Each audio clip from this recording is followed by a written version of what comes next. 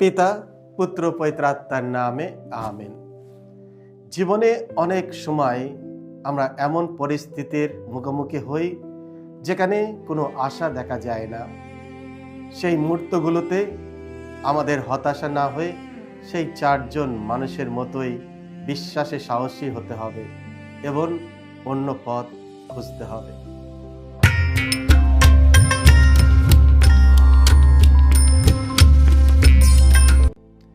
খ্রিস্টতে আমার পরম প্রিয়জনেরা, আজ জানুয়ারি মাসের 16 তারিখ শুক্রবার। আর আজকে ডেলি মান্না ঈশ্বরের বাণী প্রতিদিন নেওয়া হয়েছে মার্ক রচিত মঙ্গল সমাচার থেকে 2 অধ্যায় 1 থেকে 12 পদ। এসো আমরা ভক্তিভাবে আজকের এই বাণীটি শুনি। যিশু আবার কাফারনাউমে ফিরে এলেন। লোকে শুনতে পেল তিনি এখন বাড়িতেই আছেন। সেখানে এত লোক এসে জমা হলো যে দরজার সামনেও আর কোনো জায়গা রইল না।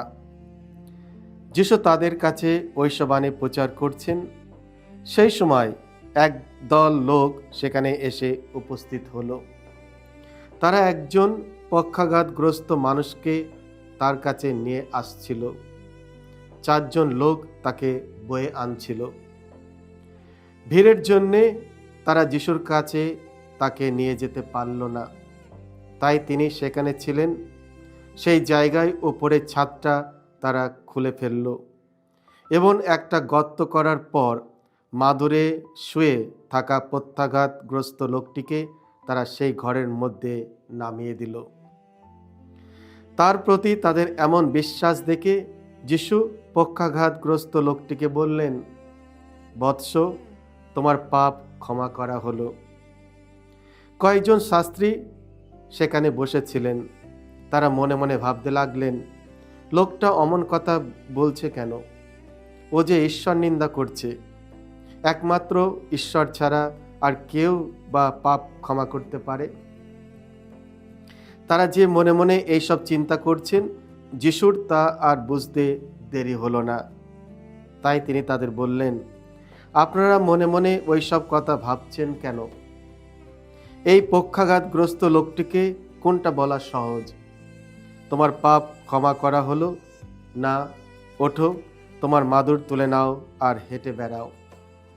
বেশ, পৃথিবীতে পাপ ক্ষমা করার অধিকার যে মানবপুত্রের আছে, আপনারা যাতে তা বুঝতে পারেন। তিনি তখন পক্ষাঘাতগ্রস্ত লোকটিকে বললেন, আমি তোমাকে বলছি, ওঠো, তোমার মাদুর তুলে নাও আর ঘরে যাও। সে উঠে দাঁড়ালো আর তক্ষুনি সকলের সামনে মাদুর তুলে নিয়ে সেখান থেকে চলে গেল। তা দেখে উপস্থিতি সকলে স্তম্ভিত হলো এবং ঈশ্বরের বন্দনা করে বলতে লাগলো, এই রকম কোনো কিছুই আমরা কখনো দেখিনি। এই হলো প্রভু যিশুর মঙ্গল সমাচার। প্রভু যিশু, তোমার মহিমা প্রচারিত হোক। মানব অ্যাম্বুলেন্স। খ্রিস্ট আমার পরম প্রিয়জনেরা, আজকের পবিত্র মঙ্গল সমাচারে আমরা পড়ি, তারা একজন পক্ষাঘাতগ্রস্ত মানুষকে 4 জন লোক বহন করে যিশুর কাছে নিয়ে এলো। এই ঘটনাটি আমাদের সমাজের অ্যাম্বুলেন্সের কথা মনে করিয়ে দেয়। যে অ্যাম্বুলেন্স জরুরি অবস্থায় অসুস্থ মানুষকে হাসপাতালে নিয়ে যায়। পক্ষাঘাতগ্রস্ত মানুষটিকে বহন করে আনা এই 4 জন ব্যক্তি এক অর্থে ছিলেন একটি মানব অ্যাম্বুলেন্স। আজ রাস্তায় যখন আমরা অ্যাম্বুলেন্সের সাইরেন শুনি, তখন সঙ্গে সঙ্গে রাস্তা ছেড়ে দিই, যাতে অ্যাম্বুলেন্সটি দ্রুত এগিয়ে যেতে পারে। কিন্তু দুঃখের বিষয়, আজকের মঙ্গল সমাচারের মানব অ্যাম্বুলেন্সের ক্ষেত্রে এমনটি ঘটেনি। ভিড়ের কারণে তারা যিশুর কাছে পৌঁছাতে পারেনি। নিশ্চিন্তভাবেই দরজার কাছে দাঁড়িয়ে থাকা লোকেরা এই 4 জনকে পক্ষাঘাতগ্রস্ত মানুষটিকে বহন করতে দেখেছিল, তবু তারা যিশুর কাছে যেতে পথ করে দেননি। আমাদের উচিত অসুস্থদের প্রতি সংবেদনশীল হওয়া। প্রথমত, রাস্তায় যখন আমরা অ্যাম্বুলেন্সের সাইরেন শুনি, তখন অবশ্যই রাস্তা ছেড়ে দেওয়া দরকার। দ্বিতীয়ত, যিনি সংকটজনক অবস্থায় আছেন তার জন্য অত্যন্ত একটি ছোট প্রার্থনা করা যেতে পারে। প্রার্থনার মাধ্যমে আমরা তাদের পাশে দাঁড়াতে পারি। তৃতীয়ত, যখন আমরা অসুস্থ মানুষদের দেখি তখন তাদের প্রয়োজন বুঝে মানবিক আচরণ করা উচিত। আজকের মঙ্গল সমাচারে সেই অসংবেদনশীল মানুষের মতো যেন না হই। বিশেষ করে বাসে যদি দেখি কোনো বৃদ্ধ বা অসুস্থ ব্যক্তি দাঁড়িয়ে আছে, তবে আমাদের আসন ছেড়ে দেওয়া মতো সদয় হওয়া অবশ্যই উচিত। চতুর্থ, আজকের উচিত সেই 4 জন মানুষের মতো হওয়া যারা দয়ালু ছিলেন এবং পক্ষাঘাতগ্রস্ত মানুষটিকে বহন করতে প্রস্তুত ছিলেন। আমাদের পরিবার ও সমাজে অসুস্থ মানুষদের জন্য আমরা যেন মানব অ্যাম্বুলেন্সের হতে পারি। তাদের হাসপাতালে নিয়ে যাওয়া, প্রয়োজন মেটানো, যত্ন নেওয়া এবং তাদের অসহায় অবস্থায় সহায়তা করা। যদি তা সম্ভব না হয়, অত্যন্ত আমাদের দৈনন্দিন প্রার্থনায় অসুস্থ ও কষ্টভোগীদের প্রভুর কাছে তুলে ধরতে পারি। পক্ষাঘাতগ্রস্ত মানুষটি নিজে চলতে পারতেন না, তাকে অন্যদের ওপর নির্ভর করতে হতো। সেই 4 জন মানুষ, বন্ধু বা আত্মীয় বা প্রতিবেশী যেই হন না কেন, ছিলেন দয়ালু হৃদয়ের মানুষ। তারা তার অসহায় অবস্থায় বুঝেছিলেন এবং এই বিশ্বাস নিয়ে তারা তাকে যিশুর কাছে এনেছিলেন। তারা জানতো কেবল যিশুই তাকে সুস্থ করতে পারেন। আমাদেরও উচিত অসহায়দের সাহায্য করা।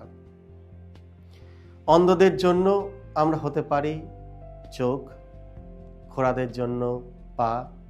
এর জন্য দরকার শুধু সহৃদয় ও স্বইচ্ছা।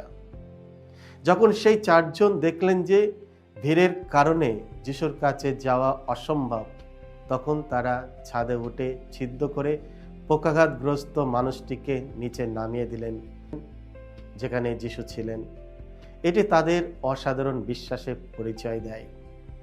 এই 4 জন বন্ধুর সৃজনশীল প্রচেষ্টার 3টি বিশেষ কাজ লক্ষ্য করা যায়: ছাদ খুলে দেওয়া, ছিদ্র করা এবং চটাই নামিয়ে প্রভু যিশুর কাছে পৌঁছে দেওয়া। ছাদ খোলা মানে শুধু একজন মানুষকে নিচে নামানো নয়, বরং তার চারিপাশে মানুষদের যত্ন, সহানুভূতি এবং যিশুর আরোগ্যদানের শক্তির ওপর গভীর বিশ্বাসের প্রকাশ। জীবনে অনেক সময় আমরা এমন পরিস্থিতির মুখোমুখি হই যেখানে কোনো আশা দেখা যায় না। সেই মুহূর্তগুলোতে আমাদের হতাশা না হয়ে সেই 4 জন মানুষের মতোই বিশ্বাসে সাহসী হতে হবে এবং অন্য পথ খুঁজতে হবে। প্রধান দরজা বন্ধ থাকতে পারে, কিন্তু নিশ্চয় কোথাও না কোথায় একটি জানলা খোলা থাকবে। আমাদের শুধু একটু চেষ্টা করে সেটি খুঁজে বের করতে হবে। পোপ ফ্রান্সিস বলেছিলেন, যারা পক্ষাঘাতগ্রস্ত মানুষটিকে যিশুর কাছে নিয়ে আসে, যিশু তাদের বিশ্বাসের প্রতিক্রিয়া জানান। বিশ্বাস আরোগ্যের দরজা খুলে দেয়। বিশ্বাস ক্ষমার দরজা খুলে দেয়। বিশ্বাস মুক্তির দরজা খুলে দেয়। যিশু তাদের বিশ্বাস দেখেন এবং সেই অনুযায়ী কাজও করেন। সকলকে জয় যিশু। এসো আমরা ঈশ্বরের ওপর বিশ্বাস রাখি, একে অপরকে সাহায্য করি। বিশেষ করে যারা অসহায়, যারা অসুস্থ, যারা হয়তো সবসময় আমাদের সাহায্যের প্রতি আশা নিয়ে দাঁড়িয়ে থাকে। এসো আমরা আমাদের হৃদয় দরজা খুলে দিই, তাদেরকে বহন করে নিয়ে যাই বিশ্বাসে, যাতে আমাদের বিশ্বাসে প্রভু যিশু তাদের স্পর্শ করতে পারে। ঈশ্বর আপনাদের সকলকে আশীর্বাদ করুন।